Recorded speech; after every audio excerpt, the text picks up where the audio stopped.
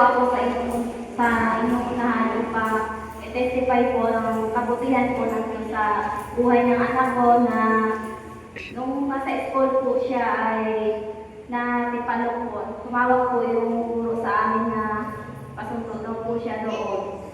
Pero yung hapon po na yun na pumunta po doon si Pastora siya, Pastoran upang ipag-pray po ang anak ko nung gabi na yon na hindi po talaga siya makalakad, umiiyak dahil masakit po yung kanyang paa. Pagkaumagahan po, nagising siya, ay kaya niya na po maglakad. Dahil po sa kabutihan po na ni Lord sa pag-pray po ni Pastor Han. Maraming salamat po sa Panginoon sa kagalingan po ng anak ko. At kagabi po, anak ko po ay may sakit. Nag-note po ako sa Facebook na Lord, sana po I pray sana ay gumaling ka na para makatungo po sa simbahan ngayong araw na ito. Nabasa po ni Pastora Shi ang note ko. Yun po, nag-chat po siya sa akin na ano po ang pangalan ng anak ko. Pinag-pray po nila ng gabi na yun. Yun po, ngayong umaga po ay naggumaling po siya sa kabutihan din po ni Pastor Han at ni Lord. Maraming salamat po sa kabutihan din. Before believing God, under the sin, under the curse, under the death, then under the sickness. But when you are in Christ Jesus, there is no condemnation. The Spirit of Christ Jesus give you set you free, set you free. What I want to say is, be in the Christ Jesus, be in the Christ Jesus. So there is no condemnation. There is the life. Life from spiritually, financially, physically, and then comes to your life. Jesus did three things. One is preaching heavenly gospel. And then two is the living. And then three is drive out demons. We have to focus about the sermon of Jesus. First, if we believe Jesus, we have to hope in heaven. Our citizen is in heaven. Other people doesn't care. Even you live in this world, we have to hope in heaven. If this one is clear, even there is some hardship. It's okay. It can endure. But not only this finish. Jesus, if you do for Jesus and the gospel of Jesus, Jesus give 100 times, give your life again. This is the gospel. But other people only believe, if you believe Jesus only go to heaven. It is right, but right now, long time ago, it can work. For now, it's hard. Without prayer, answer the prayer, without the grace of God, it's hard to live in this world. Jesus said, those who receive the prayer of St. Catherine's Church greetings. Jesus said, those who receive prayer of St. Catherine's Church greetings. Jesus healed the bodies of those who receive the prayer of St. Catherine's Church greetings. Jesus healed souls of those who receive the prayer of St. Catherine's Church greetings. Jesus healed spirits of those who receive the prayer of St. Catherine's Church greetings. Jesus healed hearts of those who receive prayer of St. Catherine's Church greetings. Jesus gives strength those who receive prayer of St. Catherine's Church greetings. Jesus remove bad things of those who receive prayer of Single District General Joy of Faith Church Marsala Philippines. Jesus, give strength of those who receive the prayer of Single District General Joy of Faith Church Marsala Philippines. Jesus, solve problems of those who receive prayer of Single District General Joy of Faith Church Marsala Philippines. In the name of Jesus I pray, Amen. Stand up, check. Pwede na po tayo tumayo. Stand up, check. Pakicheck po yung mga katawan po natin. Kumusta? Kumusta po, Ray? Ang lakas na galing sa Panginoon. Wala po po kagod. Good. Good po? Okay. Amen. Praise God. Hindi pwedeng i-copy paste sa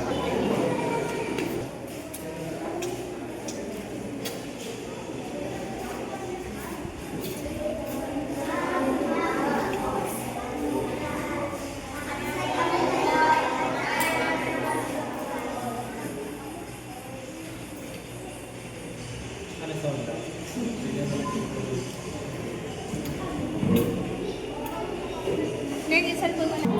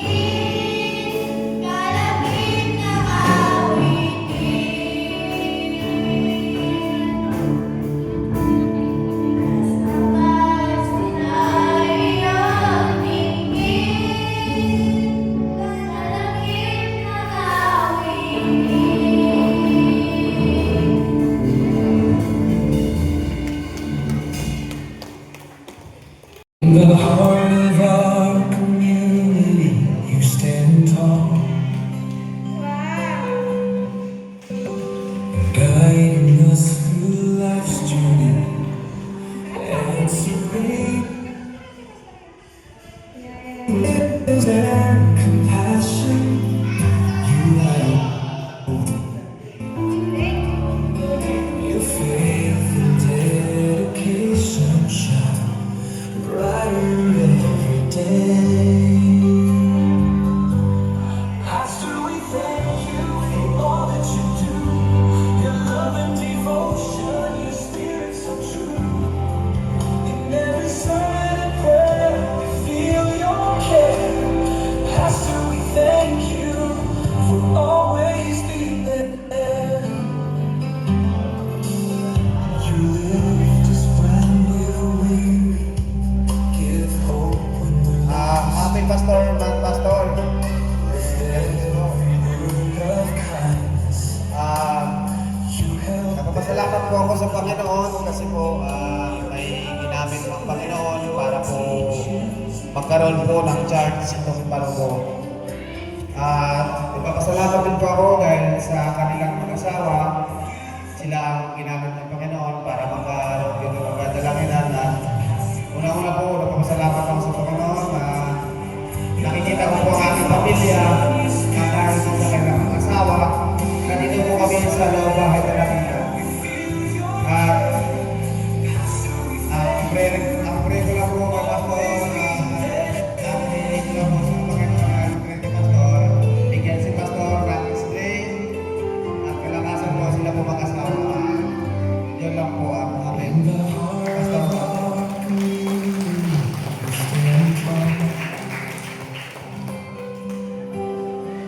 Guiding us through life's journey, answering the call with wisdom and compassion.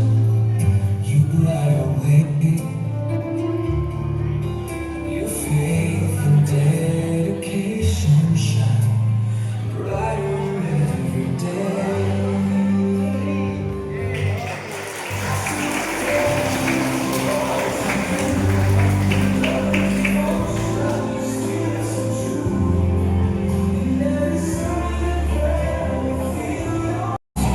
Ako po pala ay nagpapasalamat din sa mag-asawa ko. Ito po yung inaanak ko sa kasal.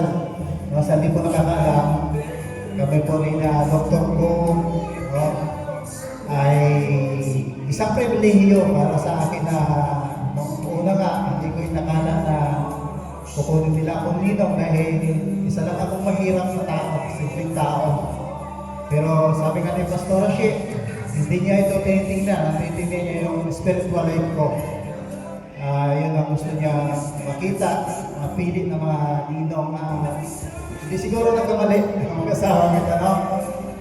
Ikwento ko po sa inyo, ang hindi nakakala po ang buhay ni Pastor Shi at ni Pastor Ha. Magkasama ko po si Pastor Shi sa outreach doon sa Puyuhan. Ako po doon nakatalaga sa Badi. Nandun pa po kami sa Assemblies of God. Ay hindi ko talaga akalahin na itong dalawang pinagtagpo ng Panginoon. Dahil binibiro ko pa ito si Pastor Rasyo naman doon sa pamangkin ko. No? Talagang sila na tinatahana ng Panginoon. At salamat po dahil wala po itong church nito, hindi pa po ito na iplano. Pero alam niyo po mga taga-Barangos o taga-ibang lugar na hindi nakakaalam, mahal po kayo ng Panginoon kung bakit yung tinatag ang church na ito. Mahabang panahon na hindi nyo kininala ang Panginoon, hindi nyo inalintana ang kanyang pagtawag. At sila po, mag-asawa, ang ginamit ng Panginoon para kayo po ay makapagbalik sa Panginoon. Yan po ang dahilan. Hindi po sila nalilito dahil sa inyong mga problema o ano man. Pangalawa lang po ito. Number 1 po talaga, mahal kayo ng Panginoon kung bakit ipinadala sila sa lugar na ito. Amen po? No? Kaya napakakalan po ng lugar ng Barugo. Ito po, bago po na itayo ang church na ito, marami po lugar sila na tinignan. Tama, Pastora? Marami silang lugar na tinignan na kung saan nila itatayo ang church na ito. Talagang ito na po yung panahon para sa lugar na ito ng Bagong Buhay magkaroon ng church. Dahil kayo po, hindi nyo pa ito manuwan, pero totoo po, kayo po ay isa sa mga anak ng Panginoon. Hindi nyo pa ito manuwan ngayon, pero darating po ang panahon, maunawaan nyo kung bakit narito ang church na ito dahil anak kayo ng Panginoon. Amen po? Kaya po sa oras na ito, month of pastor, no? Buwan po ito ng mga pastor. Sa ibang church po ito po ay pangkaraniwan na lang. Pero po sa Marubo, ay siguro ngayon lang po ito niya na-encounter ang ganitong buwan. Talaga po, taon-taon, pastora, sineselebrate po ito. No? Napakapalan po ninyo dahil kung tingnan niyo po si Pastor Han, Koreano po ito. No? Iba po ang kultura nito sa atin. Pero inabot niya tayo. Nagpakumbaba siya, inabot niya anuman mayroon tayong katayuan sa buhay. Amen po? Dahil ito yung pagkatawag sa kanya ng Panginoon. Kaya po, mahalin natin si Pastor Han. Amen? Mahalin po natin ang mag-asawang ito. Bihira lang po ang tao gustong mag-serve sa Panginoon. Amen? Marami pong tinawag, pero konti lang po ang nag-response. Totoo po yun. Dahil mahirap po mag-pastor. Amen? Hindi po Pastor, di ba totoo, Pastor? Marami kang na-encounter na problema, pagsubok. Hindi po madali ang pastor. Sa totoo lang po. Kaya po, palakpakan po natin ang mag-asawa ito. Sa Diyos po ang pinakamataas na papuri. Ipag-pray po natin sa Pastor Han. I-kuhan po natin ang ating kamay. No? Sapagkat yan po ay bas-bas. Marapat lang na ang pastor wala sa mga membro, basbasan natin. Hindi lang po yung pastor ang mag-basbas sa atin. Amen? Tayo pong mga membro, ibabasbasan din po natin ang ating mahal na pastor. Dahil siya po ay tinalagaan ng Panginoon sa lugar na ito. Amen? Tayo po ay mga instrumento lamang para siya po ay tulungan. Sige po, tayo po, ipag-pray po natin ang ating mahal na pastor. Amang Banal, salamat po sa iyong pugtong na anak na si Jesus sapagkat sa lugar na ito, Panginoon, narito ang mag-asawang ito, Lord, na hindi po nagdalawang isip, Lord, na maglingkod sa iyo, Panginoon. Noon, Panginoon, tingin ng ibang tao na mag-asawang ito ay parang hindi nila alam kung ano ang kanilang ginagawa. Kala nila kung ito'y kalukuhan lamang, Panginoon. Pero alam mo at alam ni Pastor Han at ang mag-asawang ito na tinawag mo sila sa lugar na ito, Panginoon, upang pangunahan, Lord, ang mga anak mo sa lugar na ito, Panginoon. Kaya Lord, maraming salamat po sa kanila, sa buhay ni Pastor Han at ni Pastor Chief, Panginoon. Lord, sa umagang ito, Panginoon, at sa buwang ito, Lord, na pag-ugalitan ng Pastor Man, dalangin ko po, Panginoon, na patuloy mo pong bigyan ng karunong at kalamaan ng mag-asawang ito, Panginoon. Tulad niya po na sinabi ng pastor, ng aming pastor, Panginoon, na lagi siyang dumudulog sa iyong harapan, Panginoon, upang lahat po ng pangangailangan po ng mga membro at ng church na ito ay matugunan, Panginoon.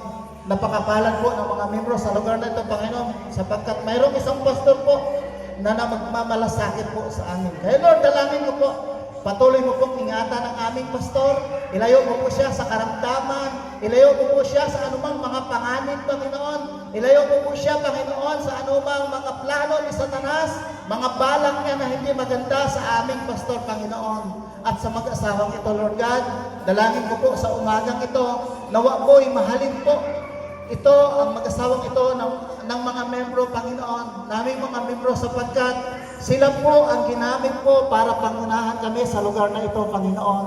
Lord, maraming salamat sa umagang ito.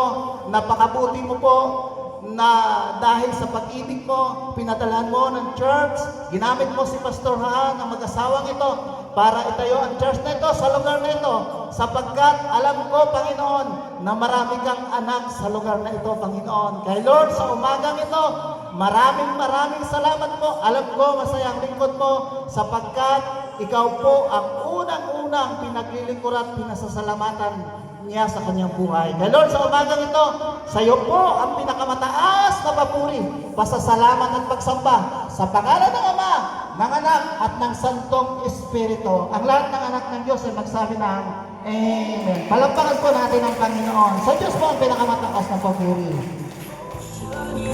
Answers, and then not only spiritually, also give physically and financially to try to give that is part of the Jesus, the life of Jesus, the work, the written in the Bible. Thank you very much.